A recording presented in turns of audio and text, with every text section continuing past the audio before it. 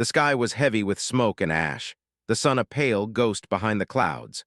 The forest lay silent, except for the groans of the wounded and the faint whisper of the wind through twisted branches.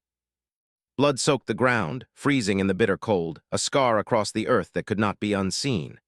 Elira moved carefully through the aftermath, her bare feet leaving delicate prints in the frost. Her heart thumped with exhaustion, grief, and a strange, lingering fear. She had seen death before, but nothing like this. Wolves, her pack, her family, lay scattered, some still trembling, some already gone. Their eyes stared at the sky, unblinking, and a sorrow that felt heavier than stones settled over her chest. She knelt beside one of the fallen, pressing her hands against its chest. Her fingers glowed faintly, warm with a power that was hers alone. She had inherited a gift, or perhaps a curse, from her ancestors. She could sing for the dying, ease their pain, and sometimes even bring back faint memories of life. But it came with a cost. Every song drained her, and sometimes it took more than she could give. She closed her eyes and began to hum.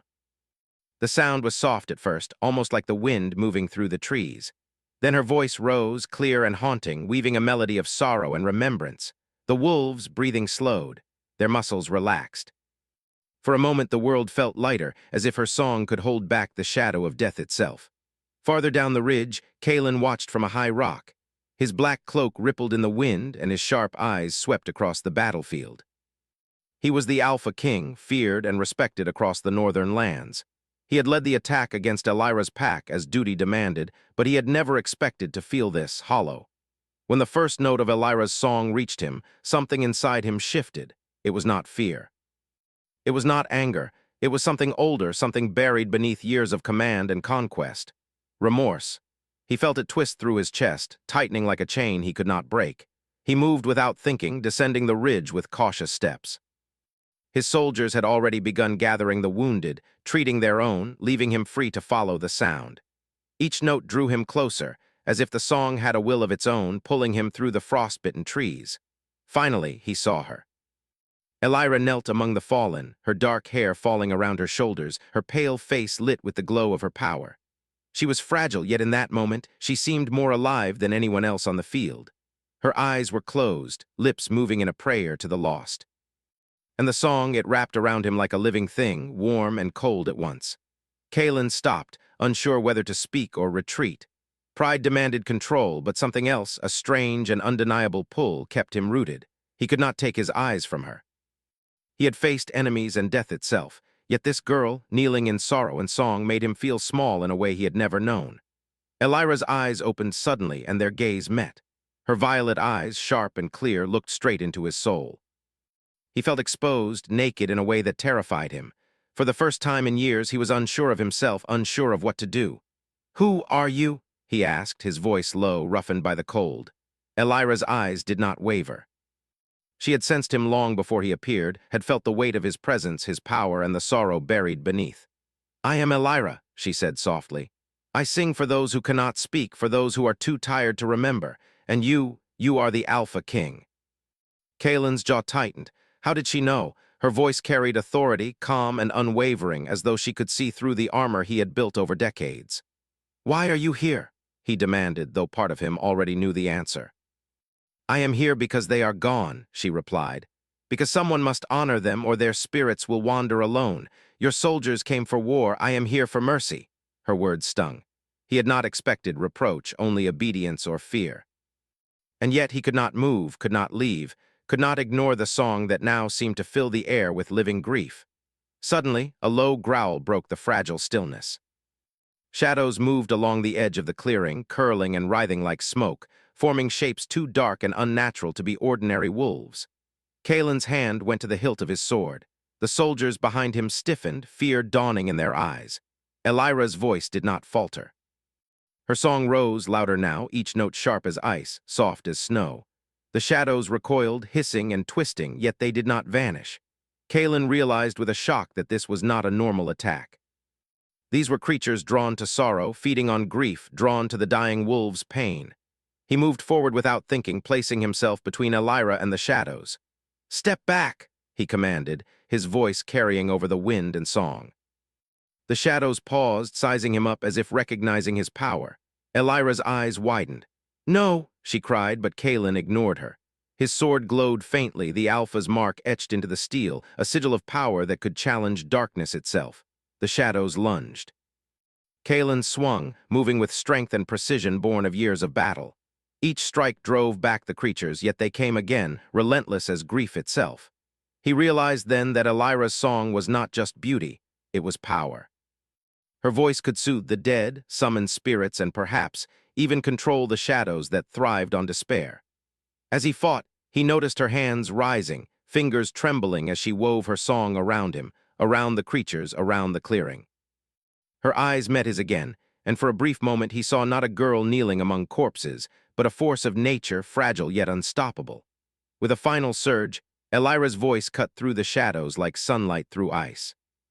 The creatures recoiled, shattering into mist that dissolved into the frozen air. Kalen staggered back, chest heaving, sword dripping frost and shadow. He looked at her kneeling, exhausted but alive. He began, but words failed him. Pride, command, all of it seemed meaningless in the face of what he had just witnessed. Elira looked up at him, her violet eyes steady. "Your war has ended here," she said quietly, "but the grief remains." Kalen sank to his knees before her. Not in surrender to her, not in defeat, but because something inside him had finally shattered. The armor he had built around his heart, the throne he had claimed through fear and fire, all of it had no power over what he felt now. And in that moment, as the wind carried the faint echo of her song through the ruined forest, the Alpha King understood a truth he had long denied. Some powers were greater than kingdoms. Some bonds were stronger than pride. The forest was silent once more, but a shadow lingered at its edge, darker than night and hungrier than grief. Kalen rose slowly, his eyes meeting Elira's once again. "Who are you truly?" he asked. Elira's lips curved into a faint, weary smile. "I am the song for the dying," she whispered, "and you are the first to hear it and remain standing." The wind picked up, carrying her words across the battlefield, but as their eyes locked, Kalen sensed that the danger was far from over. The shadow at the forest's edge moved closer, and the night whispered a warning only they could hear. Elira's song faltered for the first time. Kalen reached for her hand, steadying her. His heart pounded not just from fear or battle, but from something else, a longing he could not name, a bond he had never expected. The forest held its breath, waiting. And somewhere, deep in the darkness beyond the trees, a creature stirred, drawn to the sorrow, drawn to the song. Kalen tightened his grip, whispering almost to himself, "I will not let you go." Elira's voice returned, soft, trembling, yet full of power. Her song rose again, wrapping around them both, a melody of grief, hope, and beginnings yet unwritten. And far above the ruined battlefield, the clouds swirled, as if the sky itself listened, waiting for the next note. The wind had changed by morning. It whispered through the frost-laden branches, carrying the faint scent of snow and smoke. The forest that had once been a battlefield now seemed suspended in a fragile silence, as if the earth itself held its breath. Kalen walked beside Elira, his boots crunching over frozen leaves, yet he felt less like a king and more like a man walking into a mystery he could not command. Elira's hand brushed against his sleeve, delicate and light, and he flinched at the contact. Not from pain, but from the strange warmth that rushed through him. He had faced armies, storms, and shadows that devoured men whole, yet this girl, this Omega, unsettled him more than any danger ever had. "You cannot follow me forever," Elira said softly, her violet eyes reflecting the pale morning light. Her voice was calm but carried a weight that made him stop in his tracks. Kalen turned, searching her face. "I am not following," he said, though the lie felt thin even to him. "I am protecting you." Elira's lips twitched in a hint of a smile, but her eyes remained serious. "Your protection is both a blessing and a danger," she replied. "Do you know what it means to hear the song of an Omega Alpha King? Do you understand what it will do to you?" He frowned. "It did nothing but reach me. It was beautiful, but why warn me?" "Because it is not beauty alone," Elira whispered. "It touches the heart, the soul. It stirs emotions you cannot control. I cannot undo what it awakens. And you are strong, too strong to resist it without cost." Kalen's jaw tightened. "I have faced curses, threats, and enemies beyond counting. I am no stranger to power." Elira tilted her head, studying him. "And yet here you are," she said. "Your pride is not enough to shield you. Your strength will not protect you from the bond that forms when my song reaches your soul. It is not a bond you choose, it chooses you. He remained silent, though unease stirred in his chest.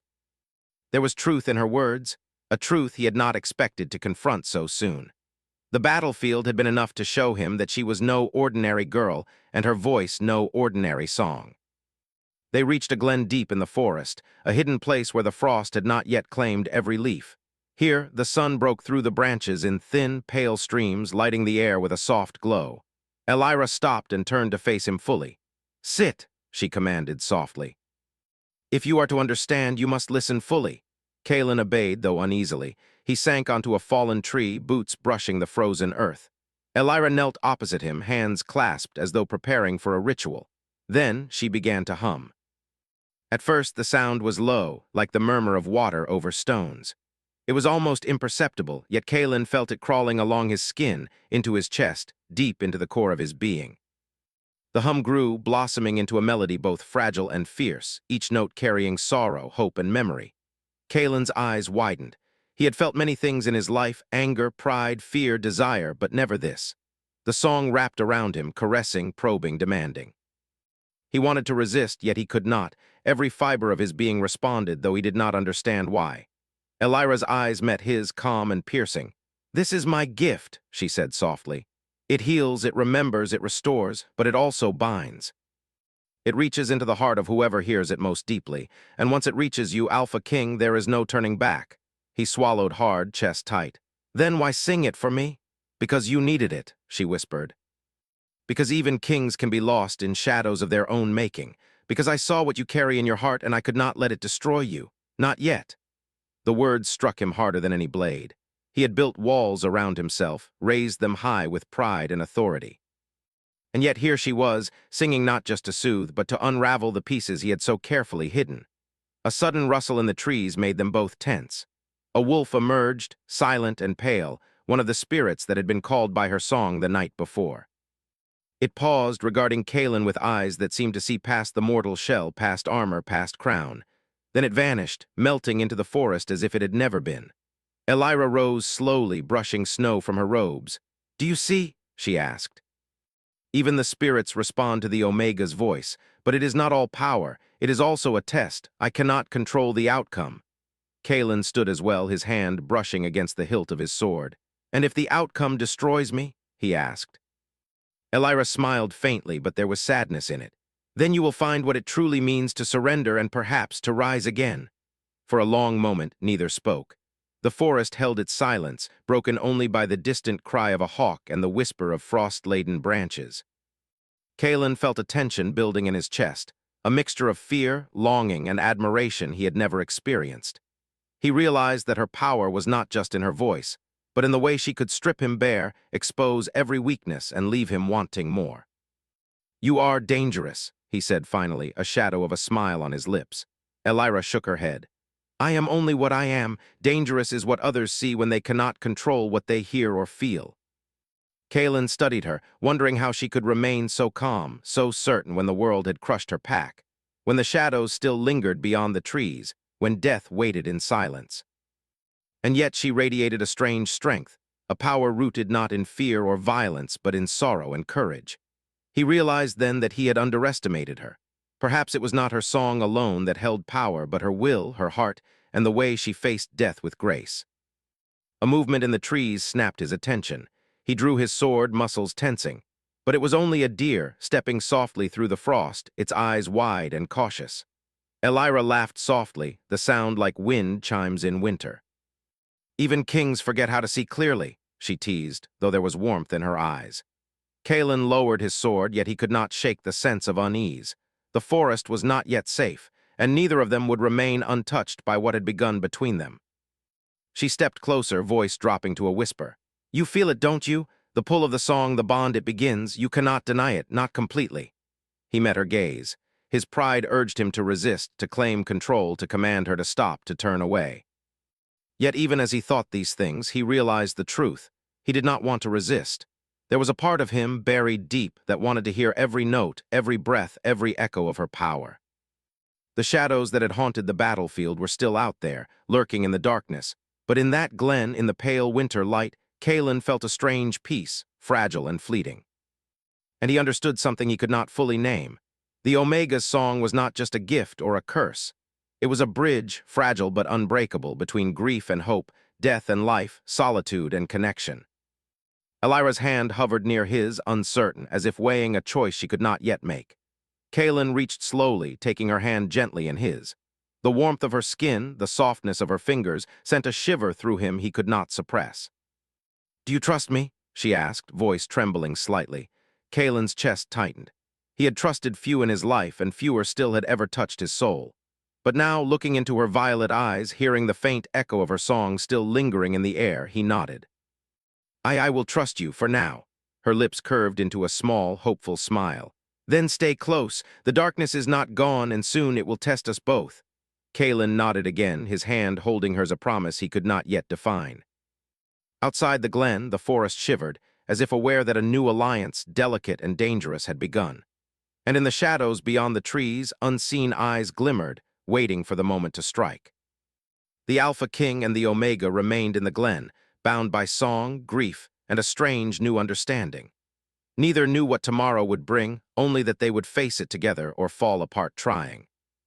And far above, the clouds shifted, carrying whispers of a prophecy yet to be fulfilled. The gates of Kaelin's fortress loomed tall against the sky, black stone etched with ancient runes, sharp against the pale winter light. Inside, the halls were cold and silent, the echoes of his footsteps stretching along marble floors that had once echoed with laughter and loyalty.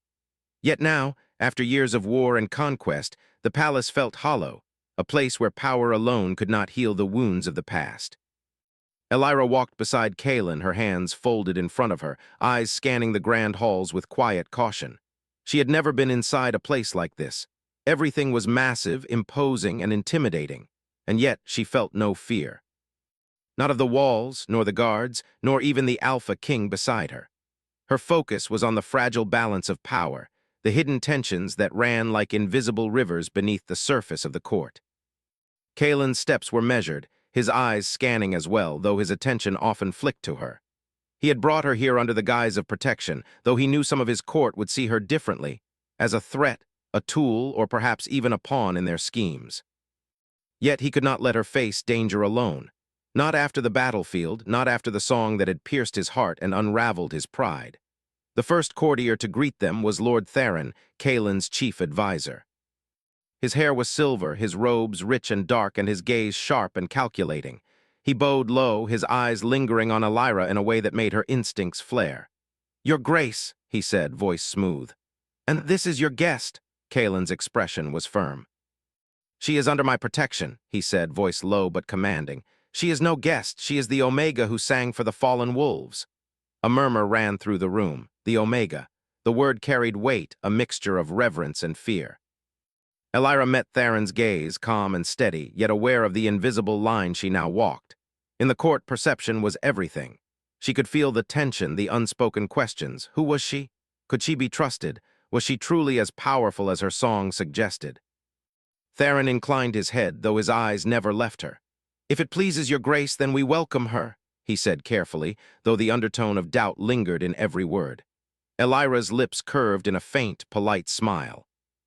"I do not seek power," she said softly, her voice carrying the faintest echo of her song. "I only wish to heal what can be healed." Kaelin's jaw tightened. Her words were simple, yet they struck a chord deep within the court and even within him. He knew the truth of her power, the bond it created and the danger it carried. And yet he also knew that trust, fragile though it might be, was the only way forward. Days passed, and Elira remained in the fortress, her presence a quiet light amid the cold stone and whispering shadows. She began to understand the rhythms of court life, the silent rivalries, the subtle maneuvers, and the way power could twist loyalty into fear. She also began to understand Kaelin in ways no one else could. He was a king shaped by duty and blood, yet beneath the armor of authority, she saw the man who had loved, lost, and carried guilt heavier than any crown. He was proud, often stubborn, yet his pride was no longer a barrier when it came to her. He listened to her song, not as a king listening to a gift, but as a man feeling it resonate deep within him. One evening, as snow fell quietly outside the high windows, Elira sang. The room was empty save for Kaelin, who had come to find her after the council had ended. She knelt on the floor, eyes closed, hands lifting gently to weave the song around her like a cloak. The notes were soft at first, trembling with the memory of her fallen pack, then rising in a wave of sorrow and hope, weaving through the halls and touching Kalen in ways he could not resist. "You do this for them?" he said softly, standing in the doorway, though she did not open her eyes. "For those who cannot speak, those who cannot return, even here, even among these stones, you bring life where there is none." Elira's voice faltered slightly, then continued. "Even kings carry sorrow," she replied without looking at him, "and even kings need a song to remind them they are still human." Kalen's heart tightened. He had built walls around himself for decades, walls of duty and fear, yet here they crumbled in the presence of her song. He stepped closer, careful not to break the fragile moment. "Do you know what it does to me?" he asked quietly. "Your song, it awakens things I have buried, memories, regrets, longing, things I have never shared with anyone." Elira opened her eyes then, violet and calm, yet alive with power. "I do not seek to harm you," she said softly. "I seek only to reach you, to help you face what you have hidden." Kalen shook his head, a faint laugh escaping him, though it held no humor. "No one has ever reached me like this," he admitted, "and yet I do not fear it. I feel more alive than I have in years." The tension between them grew with each passing day. Moments of quiet intimacy, of shared glances and unspoken understanding, alternated with moments of tension, pride, and disagreement. Kalen was Alpha King, trained to command and control, yet he could not command the feelings that Elira stirred in him. And Elira, though wary of her own power, found herself drawn to the strength, vulnerability, and quiet sorrow in him. But danger was never far. The court whispered, rivals plotted, and those who sought to use Elira's song for conquest moved in secret. Kalen knew he had to protect her, yet even he could not control the forces gathering beyond the fortress walls. One night, a council meeting was called in the Great Hall. Candles flickered along the high walls, shadows dancing like silent watchers. Elira sat at the edge, quiet but alert, sensing the tension before it was spoken aloud. "Your Grace," Lord Theron began, his voice smooth, "there are rumors that enemies seek the Omega. Some believe her song can tip the balance of power in this region. We must act to control it before it is used against us." Kalen's eyes met Elira's. "I will not allow anyone to harm her," he said firmly. "She is under my protection. No one touches her without my permission." Theron inclined his head carefully, though his eyes betrayed concern. "Of course, Your Grace, yet you must understand others may not see it as protection but as control, and control is often challenged." Elira's lips pressed together, her mind racing. She knew the weight of what Theron hinted at. Power in the court was fragile, and her presence, however well-intentioned, could become a lightning rod. Yet she also sensed Kalen's resolve, his silent promise to defend her at all costs. Later, alone in the quiet of her chambers, Elira reflected on the strange turn her life had taken. From the battlefield to the fortress, from sorrow to unexpected connection, she felt the strange pull of destiny weaving its threads around her. And she knew that her song, her power, and her bond with Kalen were about to be tested in ways neither of them could imagine. The next day, Elira walked through the frost-covered gardens, Kalen following silently.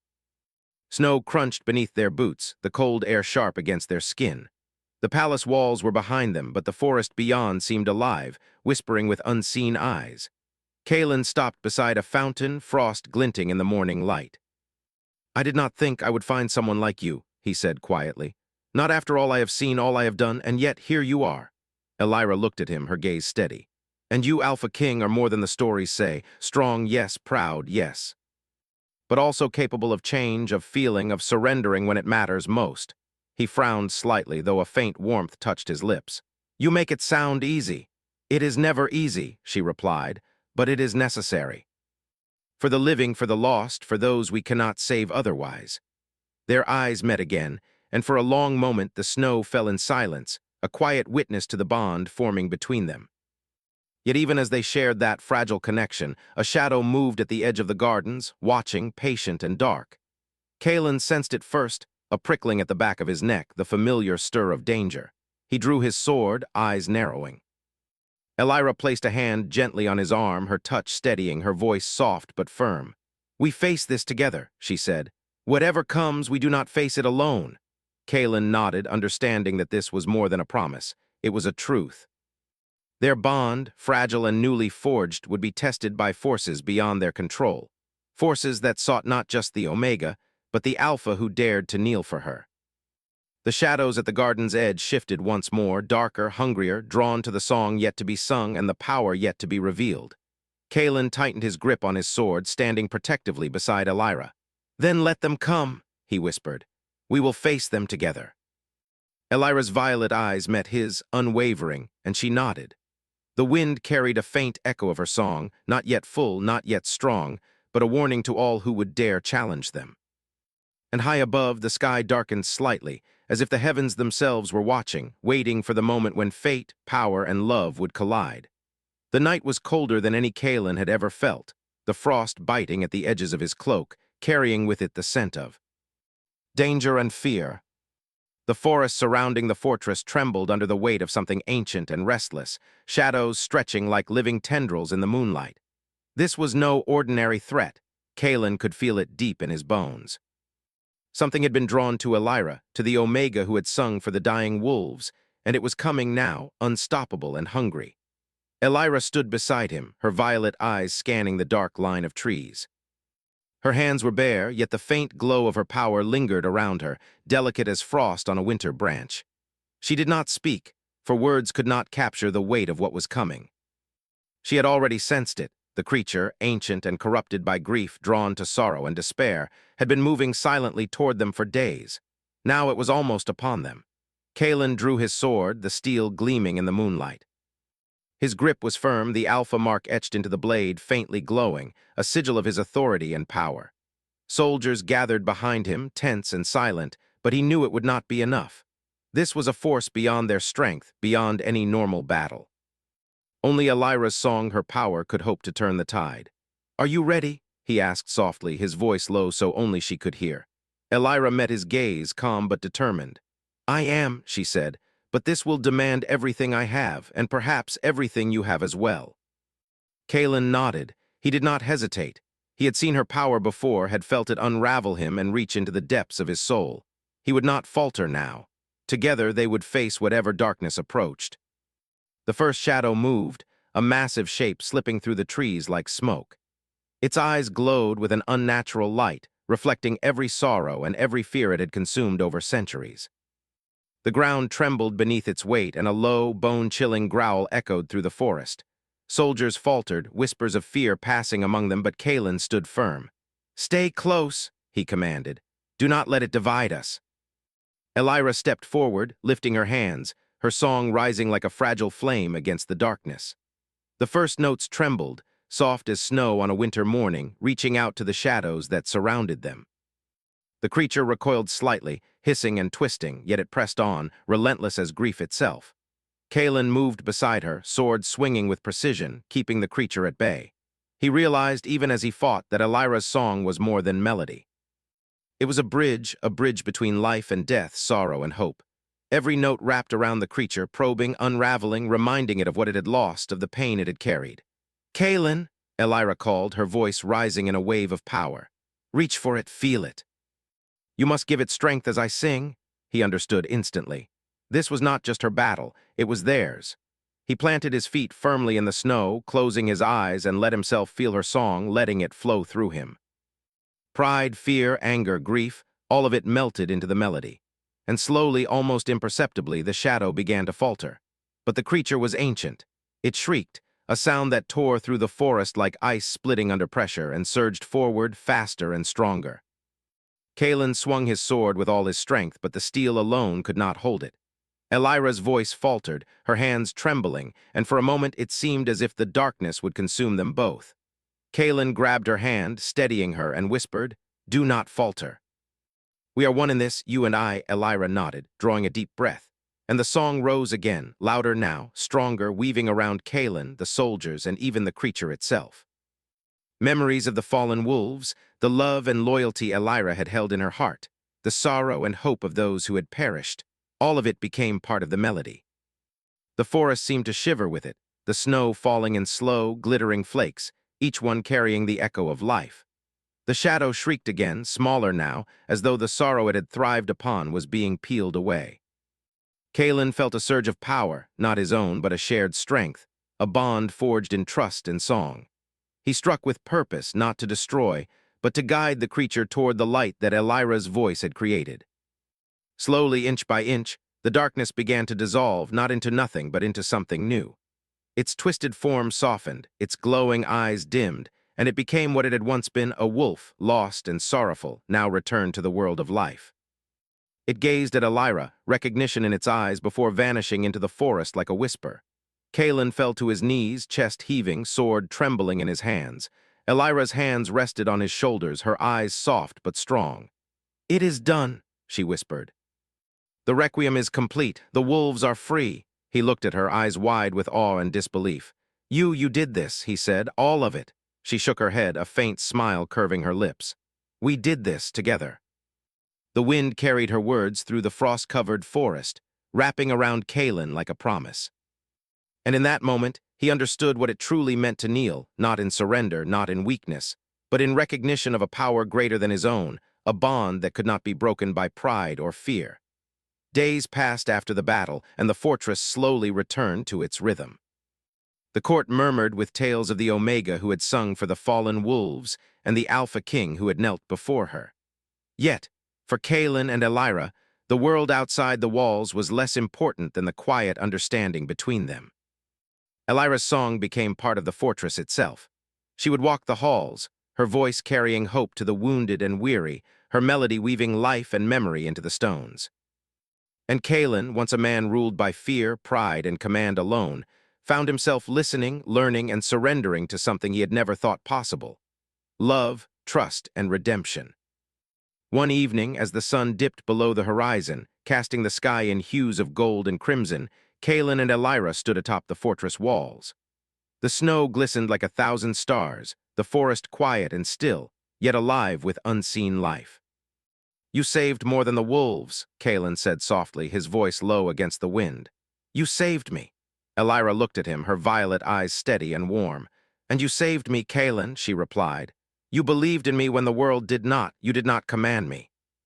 You did not control me. You chose to trust me." He stepped closer, the wind tousling his dark hair, and took her hands in his. "Then we face the future together," he said. "Whatever comes, whatever darkness waits, we will face it as one."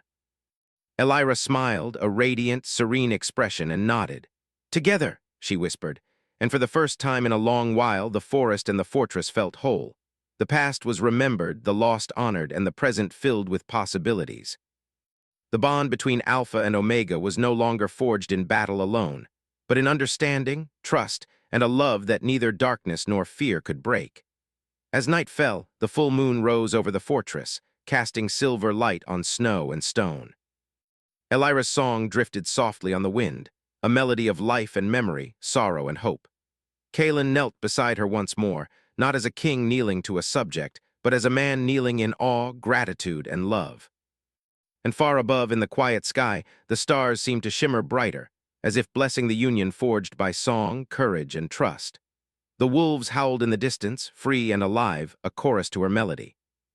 And though the future remained uncertain, Kalen and Elira knew one truth that would never waver.